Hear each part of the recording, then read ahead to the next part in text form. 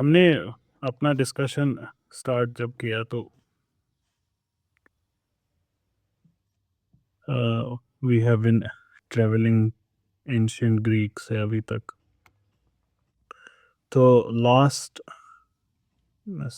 last few sessions, 10-15 of them, they have been about rationalist schools and then empirical schools. John Locke का हमने देखा 1632 से 1704। ये era समझना, ये डेट्स मैं इस वजह से नहीं बता रहा so that you remember the dates. No, it is to be understood हम किस हिस्टोरिकल एरा की बात कर रहे हैं, किस एरा में ये सब चीज़ें हो रही हैं, because these people are contemporary, they overlap to a certain extent. 1632 से 1704 इन्होंने जो मेथड्स थे फ्रांसिस बेकन के और उनका जो साइकोलॉजिकल अंडरस्टैंडिंग था उसको अप्लाई किया रीज़न पे ही खुद, ऐसे ऑन ह्यूमन अंडरस्टैंडिंग। इसमें he started to analyze the very method of analysis. For the first time in modern thought, he turned the gun towards, not towards the क्या कहते हैं उसको, तो निशाने की तरफ नहीं, जो ट्रिगर पुल कर रहा है उसकी तरफ ही। He started questioning the question mark. जिस चीज़ पे नॉलेज हम जिससे हम डिराइव करते हैं उसी पे उन्होंने क्वेश्चन मार्क, पहले इसी को एनालाइज करेंगे हम। He started by analyzing within his philosophy itself. He started to scrutinize the instrument which philosophy had long trusted. The question was, how does knowledge arise? क्या यही सही है जैसा लोग कहते हैं कि we have innate ideas, कोई फितरत है हमारे अंदर? क्या यही सच है? सही और गलत की तहजीब हमारे अंदर होती है, सही और गलत में फ़र्क हमारा दिल कर लेता है। There's a concept of God inside us. There are ideas inherent to human mind from the very birth. Prior to all experience, कुछ चीज़ें हमको पहले ही पता होती है। देखिए, दीन वाले लोग तो they would be anxious इस एरा में कि अगर हम इसका ऑपोजिट मान लें तो इसमें तो खुदा का तसव्वुर भी फिर ख़त्म हो जाएगा, क्योंकि ऐसी कोई अभी दूरबीन, ऐसा कोई माइक्रोस्कोप तो बना नहीं था जिससे खुदा दिखे। ऐसी कोई आँख नहीं थी जो खुदा को देखी थी। अगर देखने पे ही हमको यकीन करना है तो हमारे रब का तसव्वुर ख़त्म हो जाएगा। तो उनके लिए तो बहुत ज़रूरी था कि इस इनबॉर्न थिंग को वो अपहोल्ड करें। और सही बात यही है कि इंसानियत की जितनी भी तारीख है उसमें एक छोटा सा टाइम गुजरा है एम्पिरिसिज्म का। बाकी throughout history of humans we have agreed on innate principles. लेकिन Locke was going to challenge it. And do not take Locke to be someone as an outsider. He's not an outsider. He's within the tradition, a Christian himself. किताब लिखी है उन्होंने Christianity के defence में, the reasonableness of Christianity. Even though he wrote all that, yet he could not accept ये suppositions of innate knowledge. इन्होंने ऐलान कर दिया कि नहीं हो सकता ऐसा कुछ। हमारा इल्म सिर्फ और सिर्फ एक्सपीरियंस से आता है, हमारा इल्म हमारे सेंसेस से आता है। There is nothing in the mind except that was first in the senses. तो माइंड बर्थ पे क्लीन स्लेट है, टेबुला रासा है, और सेंस एक्सपीरियंस इस पे लिखता है। It starts writing on it in a million different ways until sensation creates memory and memory creates ideas, all of which seem to lead to a startling conclusion. क्या है इस बात का कंक्लूजन? इस बात का यही कंक्लूजन है, हम सिर्फ मटेरियल चीज़ों को देख सकते हैं, सिर्फ मटेरियल चीज़ें हमारे सेंसेस पे इफ़ेक्ट डाल सकती है। We can only know matter, nothing else. और हमें मटीरियलिस्टिक फिलॉसफी एक्सेप्ट करनी पड़ेगी as a necessary conclusion of this philosophy. If sensations are the stuff of thought, matter must be the material of mind. ना, Berkeley ने कहा ना, नहीं मानता मैं। बर्कले कहाँ मानता? 1684 to 1753 काफ़ी ओवरलैप है दोनों स्कॉलर्स में। Last days of Locke, the early days of Berkeley. Berkeley Ireland से थे। Berkeley he was a bishop, तो he was within the church. बहुत लाउड फिगर, कैरेक्टर की दाद हर साइड से, everyone loves his character, no question. ये अपने चारों ओर देख रहे हैं, ये खुदा की नगरी थी, इस खुदा की नगरी में एथीज्म कहाँ से आ गया? परेशान है बर्कले। तेरे कैसे, तेरे लॉ को नहीं भाई, ऐसा नहीं चलेगा। और आपकी ये एनालिसिस है, it proves the opposite. It proves rather matter does not except exist. ये मटीरियलिज्म को डिस्ट्रॉय करता है आपका थॉट। आपका जो कंक्लूजन है कि matter exist, matter is the only reality. No, matter does not exist except as a form of mind. What a brilliant idea. Materialism को अपने ही औजार से डिस्ट्रॉय करना, और कितना क्लेवर कि मटीरियलिज्म को कैसे डिस्ट्रॉय करना, by denying that there exist is anything like material. क्या आर्ग्यू किया बर्कले ने? बर्कले ने कहा कि लॉक साहब, आप कहते हैं कि हमारा इल्म डिराइव होता है सेंसेशन से। तो लॉक इज लाइक, जी बिल्कुल यही कहा मैंने। तो बर्कले ने बोला तो ठीक है, हमारा सारा इल्म तो क्या है, it's merely sensations. The ideas derived from our sensations, that's it. कोई चीज़ जिसको आप कप कहते हैं, मग कहते हैं, फ़ोन कहते हैं, एप्पल कहते हैं, it's merely a bundle of perceptions. In perceptions को आप क्लासिफाई करते हो और इंटरप्रेट करते हो और नाम दे देते हो। तुम मुझसे कहते हो कि नहीं ऐसा नहीं है, when I had the apple I really had a feeling of some substance, when I had my breakfast I really had the experience of some touch, I really felt something, it was a material. Don't tell me कि my breakfast was just a bundle of perceptions। ये जो hammer मैं use करता हूँ, जिससे मैं ये इतनी खूबसूरत कारपेंट्री बनाता हूँ, ये मैं फील करता हूँ इसकी मटीरियलिटी, ये कितना भारी है, आई कैन फील इट।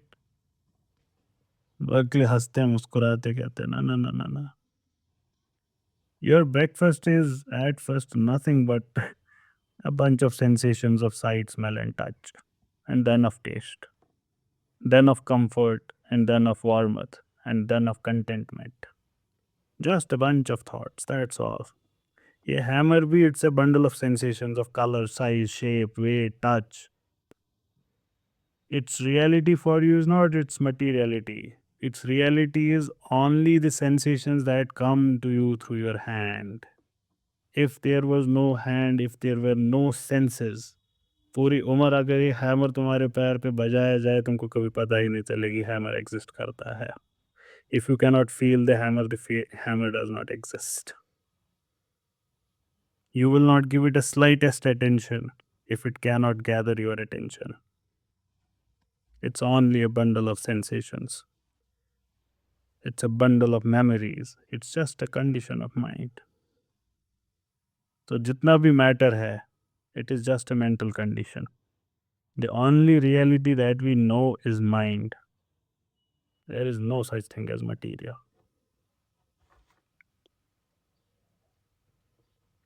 तो बर्कले साहब को लेकिन पता नहीं थी कि बगल वाले आइलैंड पे कोई डेविड ह्यूम भी हैं। 26 साल की उम्र में इन्होंने पूरे क्रिश्चियन वर्ल्ड को shocked them by his highly heretical treatise on human nature। आज तक भी मॉडर्न फ़लसफ़े की एक क्लासिक टेक्स्ट मानी जाती है। ह्यूम ने बोला रुको थोड़ा, सब्र करो। कहा ह्यूम ने कि आप ये कह रहे हैं बर्कले साहब कि all that we know is mind, बाकी सबका we only have these thoughts, bunch of thoughts. तो कहते हैं कि ये जो माइंड है, we know mind only as we know matter. जैसे मैटर के बारे में हमारे पास थॉट्स है, माइंड के बारे में भी हमारे पास थॉट्स ही हैं। We perceive matter, we perceive mind. We perceive matter through external senses, we perceive mind by internal senses. We actually never perceive something called mind. We have separate ideas, memories, feelings, flashing one after the other. Mind is not a substance. कोई चीज़ नहीं है ये mind. ये कोई organ नहीं है which has ideas. ये एक एब्स्ट्रैक्ट नाम है जो हमने ऐसे ही दे दिया है सीरीज ऑफ आइडियाज़ को, परसेप्शंस को, मेमोरीज को, फीलिंग्स को, जिनको हमने नाम दिया है। कोई कोई ऑब्जर्वेबल सोल नहीं है, there is nothing of that sort. तो ये नतीजा क्या था? बर्कले निकले थे जापान, पहुंच गए चीन। बर्कले ने मैटर को डिस्ट्रॉय किया, ह्यूम ने बोला नो मैटर नेवर माइंड, हमने माइंड को भी डिस्ट्रॉय कर दिया। So nothing was left. Philosophy found itself in the ruins of the building which it had constructed itself and destroyed itself. ये खंडर इन्होंने खुद बनाए। लेकिन ह्यूम यहाँ पे रुकने वाले नहीं थे, हमने पिछले सेशन में देखा। मजहब तो गया, कश्ती तो गई, अब साहिल भी जाएगा और साहिल की तमन्ना भी चली जाएगी। इसके बाद वो कहते हैं कि साइंस भी क्या साइंस, कोई साइंस नहीं होता, क्योंकि लॉ ही नहीं होता। जब लॉ नहीं होता तो साइंस कैसे हो सकती है? साइंस रिलीजन की तरह ही नेसेसिटी पे है, necessity of effect and cause. Spinoza ने बड़े खूबसूरती से, अरे प्राउडली एक हमारे लिए एक सिस्टम बनाया था, जहाँ पे नेसेसिटी से पूरा एक सिस्टम डिराइव करके दिया था उन्होंने। ह्यूम ने बोला रुको, सब्र करो, ऑब्जर्व करो। You never perceive a cause, you never perceive any laws, we perceive events. Bottle को धक्का दिया, बॉटल गिरी, हमने बस इतना देखा। ये धक्का देने की वजह से गिरी ये किसी ने नहीं देखा, हमने बस देखा था हाँ धक्का दिया गया था और उसके बाद गिरी। बारिश हुई, उसके बाद ज़मीन गीली थी, बिल्कुल देखा हमने, बारिश भी देखी, ज़मीन को गीला भी होते देखा, लेकिन ये बारिश की वजह से गीली हुई ये हमने नहीं देखा। सेब ये पेड़ से टूटा, नीचे गिरा, बिल्कुल देखा हमने, लेकिन ग्रेविटी की वजह से गिरा ये किसी ने नहीं देखा। तो ह्यूम ने कहा कि हम सिर्फ इवेंट सीक्वेंसेस देखते हैं, कॉजेशन हम इन्फर करते हैं। तो कोई नेसेसिटी नहीं है कॉजेशन में, कोई लॉ इटर्नल नहीं है, कोई नेसेसिटी नहीं है, ये सब एक मेंटल समरी है।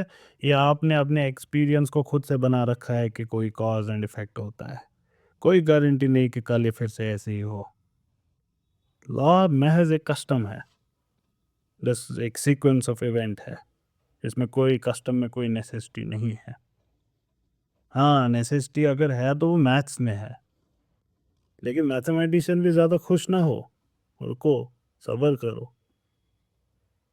मैथ्स सही बात है, it is inherently and unchangeably true, लेकिन उसकी वजह ये नहीं है because it tells us something new and it tells us something new accurately. No, mathematics is tautological, the predicate is already in the subject.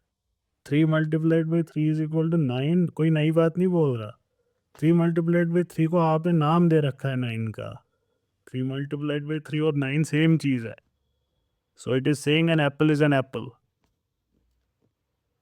Apple ही सेब है, ये ऐसी बात है, कोई नई बात आपने नहीं बोली, you just expressed it in a different way. तो अगर आपको कुछ साइंस करना है तो मैथ्स कर लो बस, limit yourself to mathematics, और ज़्यादा से ज़्यादा एक्सपेरिमेंट कि देख लो क्या होता है, बस एक बार जो होता है वही, बस उससे कोई लॉ अक्स करने की ज़रूरत नहीं है। तो इस डिस्कशन को ह्यूम ने कंक्लूड किया, and this is really very huge statement in the history of philosophy, very big statement. कहते कि जब लाइब्रेरीज में जाओ, when you run through all these libraries and you are persuaded by these principles, क्या करें अब इन किताबों का, क्या करें इन कमेंट्स का जो इतने सारे फिलोसफर्स ने हजारों सालों से लिखे हैं। कहते कोई भी किताब जब हाथ में उठाओगे, दो सवाल पूछना, क्या इसमें कोई भी ऐसी चीज है, does it contain any abstract reasoning concerning quantity और नंबर। एब्स्ट्रैक्ट रीजनिंग क्वांटिटी या नंबर्स के बारे में है क्या इस किताब में? If the answer is no, ask the second question, does it contain any experimental reasoning concerning matters of fact. If the answer is no, उठा के पटक दो गली में इस किताब को, कुछ भी नहीं है इसमें, झूठ है सब, committed to flames. It can contain nothing but sophistry and illusion. एक मुसलमान का दिल जैसे इस वक्त तड़प रहा होगा, यही उस वक्त क्रिश्चियनडम की हालत थी। The orthodoxy was burning. पूरा जो हमने एडिफिस खड़ी कर रखी थी 2000 साल से, उसको एक 26 साल का लड़का चैलेंज कर रहा है, और इतनी बुरी तरह से चैलेंज कर रहा है, कह रहा है कि जला दो सब कुछ। जो तलवार से बर्कले ने the dragon of materialism that he had slain, वही तलवार को वापस मोड़ दिया गया था। और अब मजहब और साइंस और सब को एक जगह कटघरे में खड़े करके फलसफे ने बोला कि सबको मारूंगा। इस टर्मोइल में जहाँ मजहब एक कोने में मरा पड़ा है, जहाँ science it has been severely injured, इसके बाजू कट गए, इसकी टांगें कट गई हैं, इसमें पैदा होते हैं इमैनुअल कैंट 1775 में। ये 1775 में ही रीड्स दिस, ह्यूम का ये सारा कुछ लिखा हुआ, and then there he says कि मैंने क्या पढ़ लिया, it aroused me from my dogmatic slumber. इस डॉगमेटिक स्लम्बर में मैंने सालों से ये अज्यूम किया था कि ये तो क्लियर है, ये तो वाज़ेह है, the truth of morals, the truth of religion, the basis of science, ये तो सही है, इट वर्क्स। तो ये साइंस और फेथ दोनों सजदा करेंगे अब एक स्केप्टिक के सामने, हम सब अपना किबला अब बदल देंगे। कैसे बचाऊं मैं इन दोनों को? How do I save both religion and science from this skeptic who I have to bend in front of? इस कंटेक्स्ट में कैंट पैदा होते हैं। जो इससे पहले थोड़ा सा अगर पीछे जाएं, यह एनलाइटनमेंट का एरा है यूरोप में, हवाएं निकल पड़ी हैं इटली से, फ्रांस इस वक्त पूरा चपेट में है इसके, हर जगह नई नई बातें चल रही हैं जो कभी इससे पहले न सुनी थी न समझी थी किसी ने। और इसमें बर्कले ने कहा था कि मैटर एग्जिस्ट नहीं करता, और इसी में ह्यूम ने कहा कि माइंड भी एग्जिस्ट नहीं करता। लेकिन कहीं और कोई और कुछ और भी कह रहा था कि अगर बर्कले की रीजनिंग से ह्यूम ने ये कहा तो फिर माइंड भी नहीं एग्जिस्ट करता। कोई और कुछ कह रहा था कि एक और जवाब भी पॉसिबल है कि if Berkeley's contention leads to mind does not exist, then Berkeley is wrong. Mind does exist. If the analysis shows something which is contrary to what we feel, the analysis is wrong.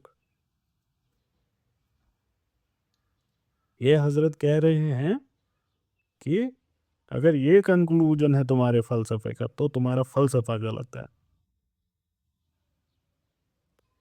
ये कहते हैं कि कुछ theoretical conclusions मान लिया सही हैं फ़लसफ़े में, लेकिन the very idea of me being a human rebels against it.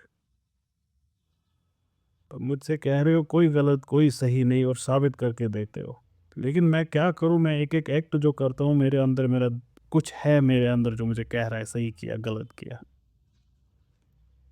You tell me कि behaving badly with elders is no big deal. It's just an act. There's no good, no bad. But when I do it, I curse myself. You tell me that there is no loyalty. You don't need to keep promises. But when my wife is not loyal to me, there is something inside me that burns. No, no, no, no, no. We have no right to presume that these demands of my nature they have to bend in front of the dictates of reason. There is someone else arguing this. कहते नहीं, ये जो आपने ये नई इमारत खड़ी की है जो हमारी इमारतों को तोड़ रही है ना, our constructions are fair and fine. It's you who has to test his own findings. ये आर्ग्यू करते हैं कि कितनी बारी हमारी ज़िंदगी में हमारे इंस्टिंक्ट्स, हमारे फीलिंग्स हमारे पूरे फ़लसफ़े को साइड कर देते हैं। Everything points out that she is not loyal to you or he is not loyal to you. But that look on her face or his face, that beautiful embrace, वो प्यार से बोल देना एक बार कि हमें तुमसे मोहब्बत है, कैसे मैं इसको डिनाई करूं? मैं क्या एक ज्योमेट्रिकल फिगर हूं कि मैं इन बंद कमरों में रहूं? I cannot make love with mathematical precision. It is gross and that's what makes it beautiful. ये आर्ग्यू करते हैं कि हाँ, ये माना कि जो हमारी ज़िंदगी की कुछ कॉम्प्लेक्सिटीज़ हैं, कुछ आर्टिफिशियलिटीज़ हैं, इसमें अक्ल बहुत बहुत बेहतरीन गाइड है। लेकिन जब ज़िंदगी के रियल क्राइसिस आते हैं, in the great problems of conduct and belief, we never trust अक्ल, we always trust our feelings. If reason is against feelings, if reason is against religion, it's not religion that fails, it's reason that fails. Why should we choose reason if reason disproves religion? What proves religion is itself right. ये था argument John Jacques Roseau का 1712 से 1778. Single handedly पूरे enlightenment era में एक बंदा ये बात भी कर रहा है. और ये हमसाया है किसका? इमैनुअल कैंट का.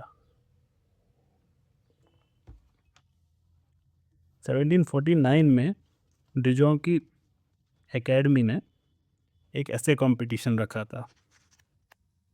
हमारे unlike our essay competitions Kashmir के सेहत अफजा मकामात. इस ऐसे का टॉपिक था has the progress of science and arts contributed to corrupt और टू प्यूरिफाई मॉरल्स.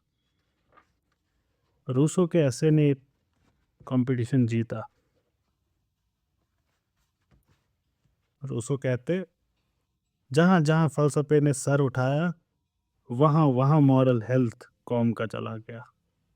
जहाँ जहाँ अक्ल परवान चढ़ी वहाँ वहाँ मॉरल्स एग्जिट होते गए. यही फिर अल्लामा इकबाल भी कहते हैं, इश्क तमाम मुस्तफ़वी अक्ल तमाम अबू लहब. रूसो कहते कि जब से इल्म बढ़ा, जब से learned men have started appearing, honest men have started to disappear. Everywhere you find learned men, but honest men are nowhere to be found. He says, and I quote, I venture to declare that a state of reflection is contrary to nature. ये है ही नहीं इंसान. Man is not a rational animal. हमारी बुनियाद ही इनकी गलत है. He is not a thinking man. He is not an intellectual man. A thinking man is just a depraved animal. it would be better to abandon our over rapid development of the intellect and to aim rather at training the heart. Education does not make a man good. It only makes him clever, and usually for mischief. Instinct and feeling make us human. Man is a feeling animal. Rousseau ने अपनी novel हिलोए में he tried to illustrate in depth the superiority of feeling to intellect. He tried to show कि ये जो sentimentality became the fashion among ladies of aristocracy and among some of men. France was for a century watered with literary and then with actual tears. And the great moment of European intellect in the 18th century gave way to romantic emotional literature finally in 1789 to 1848. वापस single handedly Rousseau ने सबको जिंदा कर दिया और फिर वो religious feeling का रिवाइवल इहिया उलूमुद्दीन इनके यहाँ हुई कन्फेशंस ऑफ फेथ लिखी गई और ऐसे बहुत सारे टेक्स्ट इनमें से एक को रूसो ने अपने magnum opus I don't know how to pronounce it. Is it Emily or is it Emile? I don't know. But it's considered one of his most important writings. The argument was brief that though reason might be against God, reason might be against immortality, but feeling is overwhelmingly in favor of God. Akal says, don't take the chance. But the heart says, never mind, go ahead. Akal says she might say no. The heart says you still love the no. You want to hear her. So the feeling overwhelmingly is in their favor. And Rousseau argues, I find no reason why I should not trust my instinct. I find no reason whatsoever. Why should I not trust my instinct? Why should I rather yield to the despair of skepticism? जब cantt ने ये ऐसे पढ़ा, he was on his daily walk under the trees. इस जगह का नाम आज भी फिलोसफर्स वॉक है. ये वहाँ से चलते चलते किताब पढ़ते थे कभी कभार. इस दिन जब रूसो का ये टेक्स्ट पढ़ रहे थे तो रुक गए, पेड़ के नीचे बैठे, रुक ही नहीं पाए, फिर पूरी किताब एक बार में पढ़ ली. It was an event in his life to find here another man who was groping with the same problem which our Immanuel Kant was facing. एक और शख्स था कहीं और जो वही सोच रहा था जो कैंट सोच रहे थे. ये एथिज्म का अंधेरा, ये साइंस की डिस्ट्रक्शन, मजहब की डिस्ट्रक्शन को कैसे टैकल किया जाए. And here at last was the second half of the answer to irreligion. अब फाइनली आंसर होने वाली थी सारी problems. To put these threads of argument together, to unite ideas of Berkeley and Hume, इन दोनों के ideas को आपस में यूनाइट करना और इन दोनों के आइडियाज़ को रूसो की फीलिंग के साथ यूनाइट करना, मजहब को रीज़न की शमशेर से बचाना, and yet at the same time save science for skepticism. This was the mission of Immanuel Kant. But then who was Immanuel Kant? 1724 से 1804 मॉडर्न फ़लसफ़े के सबसे इम्पोर्टेंट फ़िलासफ़र. इनके अंदर हमें मॉडर्न फ़िलासफ़ी के सारे थ्रेड्स, सारे करंट्स मिलेंगे. And in him they unite and then again they disperse. Kant असली में एक फ़िलासफ़र नहीं है. हर एक फ़िलासफ़र को पढ़ने का तरीका होता है. कैंट को फ़िलासफ़र की तरह अप्रोच नहीं करना है. कैंट को देखना है एक मॉरलिस्ट की तरह, एक थियोलॉजियन, एक नेचुरल साइंटिस्ट. इनके अंदर जर्मन फ़लसफ़ा अपने हाईएस्ट पीक पे पहुंचा. कैंट अपना philosophical career as a rationalist start किए। क्रिश्चियन वुल्फ नाम के फिलोसफर एक थे। लाइबनीज और कैंट के बीच का वक्त क्रिश्चियन वुल्फ का है रैशनल स्कूल्स में। He was the one who was holding it, और इनके नक्शो कदम पे चल रहे थे cantt. So we can say he belong to the Wolffian school of rationalism. Yet he was quick to see its inadequacy. इस school के हिसाब से हम हर एक अपना इल्म का सफ़र इनेट आइडियाज से शुरू करते हैं। कैट पूछते हैं कि अगर हम इनेट आइडियाज से शुरू करते हैं, इनेट आइडियाज पे ख़त्म होते हैं, how can we say that these innate ideas are true for the external world as well.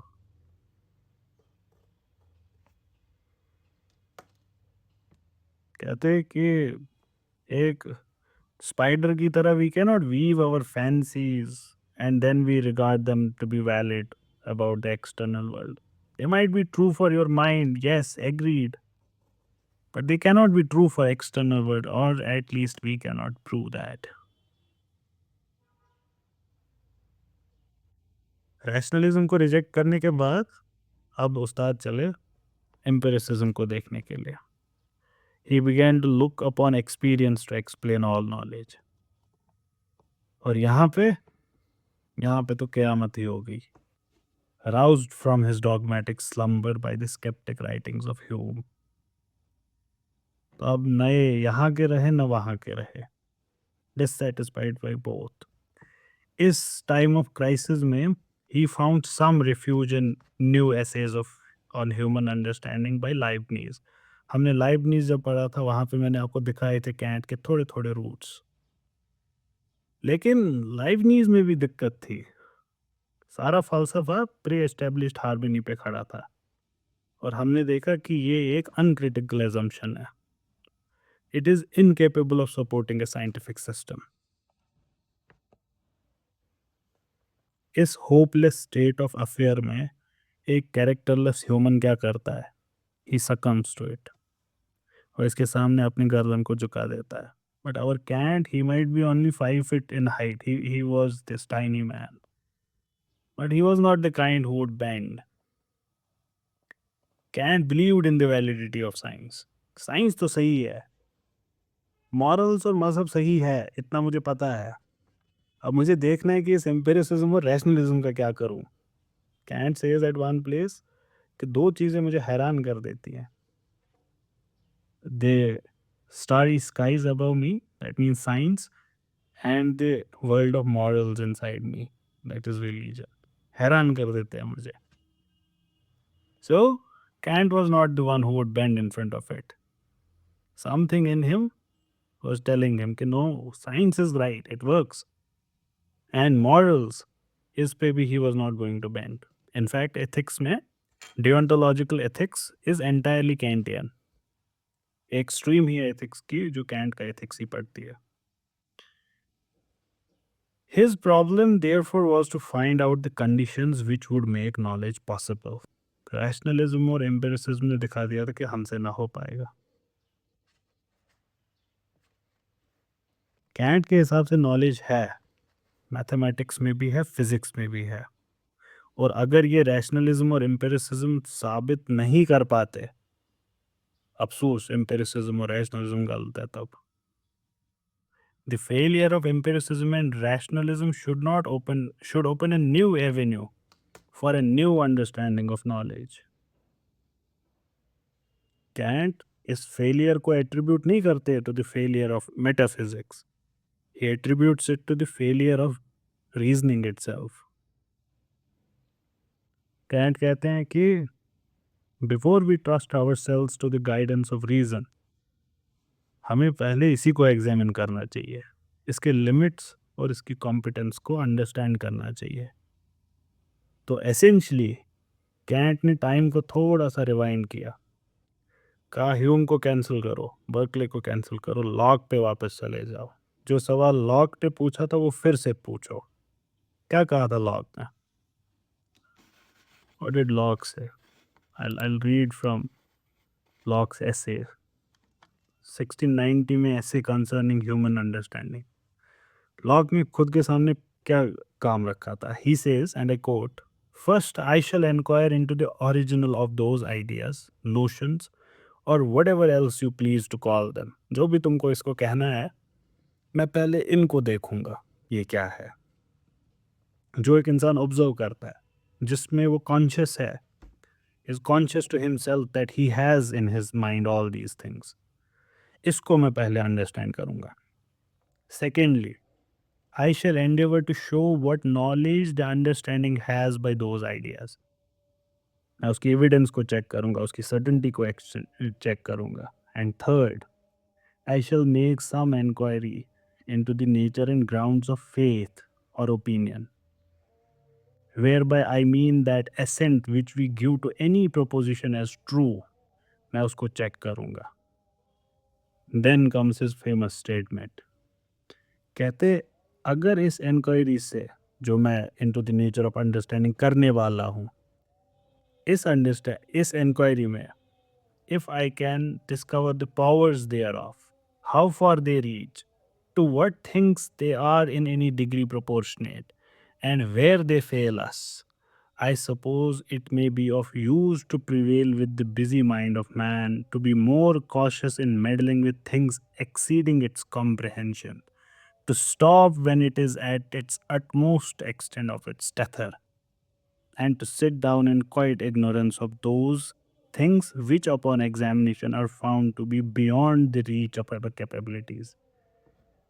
कि मैं, लॉक ने क्या कहा, I am going to find what is knowledge, how we achieve it, how we reach it, और ये कहाँ तक हमको पहुँचा सकती है, और मैं वहाँ एक दीवार खड़ी कर दूंगा कि उसके आगे हमारी कैपेबिलिटी है नहीं, तो वहाँ जाएं भी ना। कैंट कहते हैं यहीं से हम शुरू करेंगे। इनसे पहले जो रैशनलिस्ट या एम्पिरिसिस्ट गुजरे थे, उनके साथ कैंट कहते हैं कि agreed, knowledge is what is certain, what is consistent, what is free from contradiction. और ये नॉलेज हमें फिजिक्स और मैथमेटिक्स में मिलता है, और ये दोनों साइंसेस इनके वक्त में they were making good progress. तो स्केप्टिसिज्म वाज तो मेकिंग सेंस, क्योंकि ह्यूम पढ़ के कहते हैं कि raise me from this dogmatic slumber, yet at the same time he was seeing the other thing also working। If empiricism and rationalism had failed to explain knowledge, then their failure would not be the reflection of actual state of affairs, but a reflection of their own self। कि मुझसे ये नहीं हो रहा का मतलब ये नहीं है कि ये हो नहीं सकता, इसका मतलब ये है कि मैं इनएडिक्वेट हूँ इसको एक्सप्लेन करने के लिए। सो इसमें पहले ह्यूम स्टार्ट करते हैं क्रिटिसिज्म ऑफ एम्पिरिसिज्म से, और shall we call it failure of empiricism. Kant Hume के साथ एग्री करते हैं, और इनसे पहले जो क्लासिकल एम्पिरिसिस्ट गुजरे थे, ये उनसे एग्री करते हैं कि ये जो ये सेंस डेटा है, ये इम्प्रेशंस जो है पुराने इवेंट्स के, वो सारा फ़लसफ़ा जो हम पढ़े हैं, ये agrees to it. He says कि it is exactly the way you have described. However, this is not knowledge. Knowledge proper is obtained after these impressions. आप इसको ऑर्डर करेंगे, कनेक्ट करेंगे, सिंथेसाइज करेंगे, लेकिन यहाँ पे भी ये he is seeing essentially the same thing as Locke, Berkeley और ह्यूम। ऑर्डिनरीली हम ये सब काम कैसे करते हैं? By putting things in the categories of substance, causality, etcetera etcetera. लेकिन इस चीज़ को बर्बाद कर दिया बर्कले ने और ह्यूम ने। ह्यूम ने और बर्कले ने तो सबस्टेंस को पहले ही डिस्ट्रॉय कर दिया था, ह्यूम ने फिर स्पिरिचुअल सबस्टेंस को भी डिस्ट्रॉय कर दिया।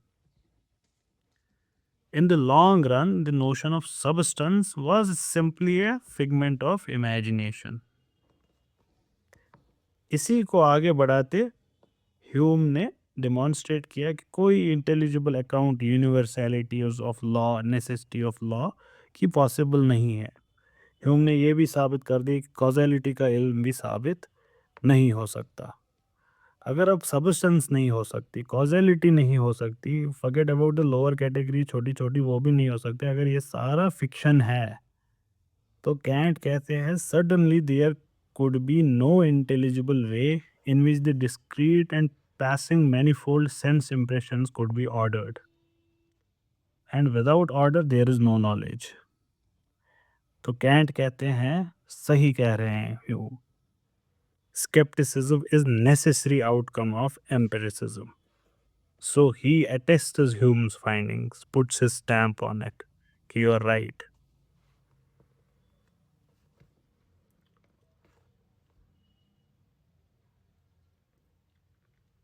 कैंट के लिए भी इल्म नेसेसरी है, यूनिवर्सल है।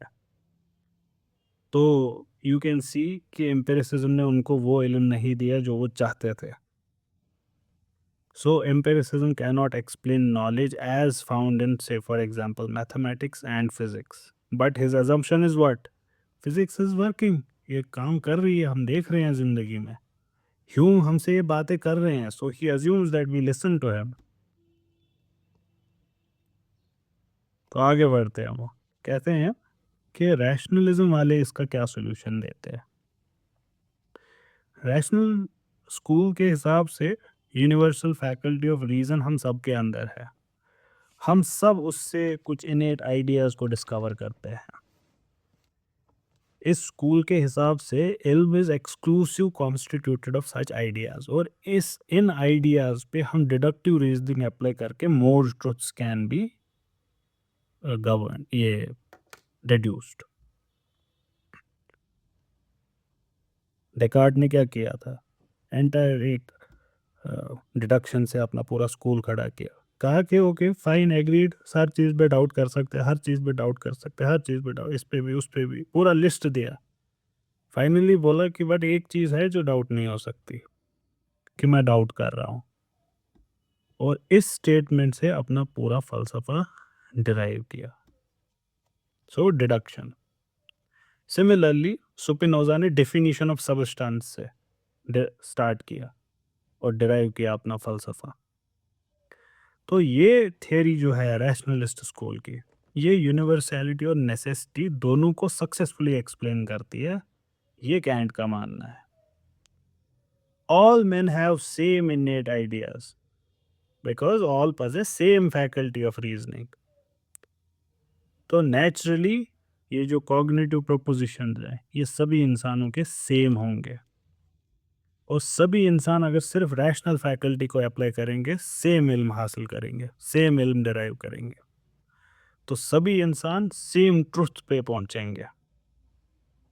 तो इस वजह से कॉग्निटिव प्रोपोजिशंस जो इनेट आइडियाज पे डिपेंडेंट है, they are finally knowledge proper. Kant कहते सही है ये सब, बट तुम्हारी दिक्कत कहीं और है। दिक्कत ये है कि innate ideas are subjective, they only exist in the mind of the particular human knower. What is the guarantee that they are true? There is no such guarantee.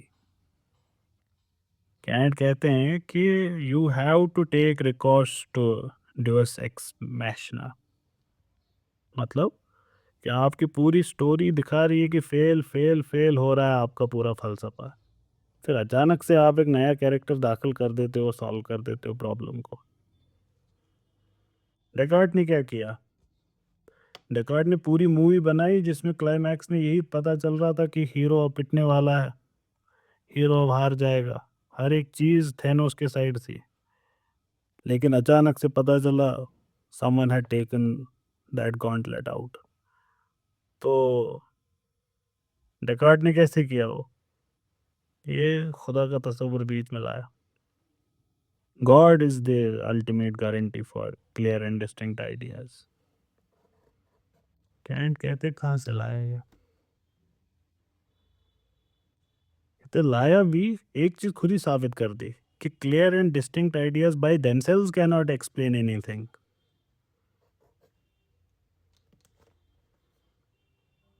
तो ये क्लियर एंड डिस्टिंक्ट आइडियाज की definition से ही क्रिटिस ये हो रहा है contradict. Cat कहते हैं अगर clearness and distinctness of an idea is not sufficient itself, आप खुदा नाम की कोई मिरेकलस चीज उसमें कितनी भी चम्मच ऐड कर दो, ये कुछ रियलिटी को नहीं बदलेगा। They are still the same ideas, they are still the same. कहते आगे फिर लाइबनीज साहब आए, उन्होंने भी सेम बात की और उन्होंने भी फिर पूरी कहानी बताई, और पूरी कहानी बता रही है फेल हो रहा है, फेल हो रहा है, फेल हो रहा है, और लास्ट में बोला okay there is this doctrine of pre established harmony. Leibniz के हिसाब से खुदा ने जो ये मोनेड्स बनाए हैं तो वो वैसे बनाए हैं कि किसी एक के अंदर जो चेंज होगी वो सब के अंदर आ जाती है। As such if you thought of a table, अगर आपके अंदर टेबल का एक तस्वुर जाग गया तो बाहर के मोनाड में टेबल का तस्वुर जाग जाएगा, तो आप उस टेबल को देख पाते हैं। कैंट कहते हैं अरे साहब, ये जो मुजना ने टेबल देखा, मुजना के अंदर टेबल का थॉट आया और बाहर जो टेबल का मोनाड था उसमें टेबल बन गया, ये मुजना को कैसे पता ये वही टेबल है जो मेरे अंदर है? ये तो दोनों विंडोलेस मोनाड्स हैं। ये इल्म फिर से आपके अंदर का ही है। It still has no correspondence to the outside world. Obviously, you cannot look outside a windowless monad. You can never put yourself outside this cocoon you have built for yourself. ये doctrine of pre-established harmony is a priori assumption. ये कभी actual state of affairs को explain कर ही नहीं सकती. It is unverifiable. It will remain unverifiable. It will always remain a fictional explanation of knowledge. Kant कहते यहाँ तक मैं बर्दाश्त कर लेता, there is yet another problem with you. कहते हैं रैशनलिस्ट हजरात, आप शुरू करते हैं क्लियर एंड डिस्टिंक्ट कंसेप्ट से, वहाँ से आप फिर सिस्टमेटिकली डिड्यूस करना शुरू कर देते हैं हर डायरेक्शन जो भी उससे डिड्यूस हो सकता है। डेकार्ट शुरू किए सबस्टेंस की डेफिनेशन से, as that which is in itself and which is conceived through itself without depending on anything else। फिर कहते हैं लेकिन अगले ही स्टेप में आप फिर कह देते हैं कि बॉडी और माइंड दो रिलेटिव सब्सटेंसेस हैं। ये रिलेटिव सब्सटेंस क्या होता है? अगर सब्सटेंस वन है without the other, there can not be any relative then. Kant कहते हैं सही किया सुपिनोजा ने जब आपको करेक्ट किया। Spinoza, through his rigorous logic, concluded that there can be only one substance. Other things in our daily experience, including the thinker himself, they are mere modes which never actually are. ये हम सुपिनोजा में देख चुके हैं। तो आपने पूरा plurality को डिस्ट्रॉय कर दिया। कैंट कहते हैं ये कहकर आपने रैशनलिस्ट हजरत, यू डिस्ट्रॉयड प्लूरैलिटी। और लेबनीज को ये इनकंसिस्टेंसी दिख गई, and he began with the plurality of monads. लेकिन ये क्या कर बैठे? ये यूनिटी को डिस्ट्रॉय कर बैठे। And rationalism starts from the same premise, ends at two polar opposites of Spinoza and Leibniz. Both of them had the same starting point, self-evident definition of substance. Yet their conclusions are polar opposites. They are highly unsatisfactory, and taken together, they are mutually contradictory. इससे cantt कहते हैं, इस पूरे review से हमको ये पता चलता है, reason unaided by experience it can build castle, लेकिन वो हवाओं में होगा। ख्याली पुलाव आपको रैशनलिज्म फुल फ्लेज्ड खिलाएगी, एम्पिरिसिज्म आपको असली पुलाव खिलाएगी लेकिन बोलेगी कि ये ख्याली था। He says by no stretch of imagination can it lay claim to actuality of things. और ये कहकर Kant rejects rationalism on the ground that it dealt with airy structures without correspondence with facts. So Kant कहते हैं फ़लसफ़े को ज़रूरत है Copernican revolution की, एंड कैंट वो सप्लाई करने की कोशिश करेंगे.